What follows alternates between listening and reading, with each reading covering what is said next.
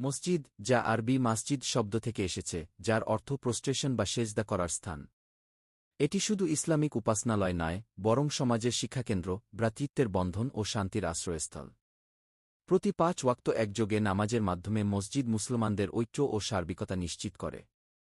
শ্রীবিশুদ্ধতা ও আভ্যন্তরীণ সৌন্দর্যে ভরা, এখানে মিহরাব, মেক্কার দিকে দৃষ্টি নির্দেশক নিখুঁত সৌন্দর্যে সজ্জিত। মিনারগুচ্ছ থেকে ওঠে আজানের মধুর সুর, যা আমাদের রোজা নামাজ মনে করিয়ে দেয় ও আত্মার প্রশান্তি এনে দেয়। রাসূল শাহ বলেন, যার হৃদয় মসজিদের সাথে যুক্ত, আল্লাহ তার জন্য জান্নাতে ছায়া দিন।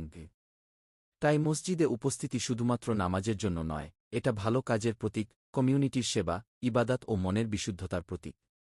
আজ, যখন আমরা মসজিদে যাই, শুধু আল্লাহর স্মরণ নয়, বরং ঐক্য, শিক্ষা, সংস্কৃতি ও শান্তির বার্তা সামনে নিয়ে যাই। মসজিদ আমাদের হৃদয়ের আলোক, আল্লাহর দরবারের পথপ্রদর্শক। ইসলামিক বিষয়ে পোস্ট পেতে সবাই পাশে থাকবেন।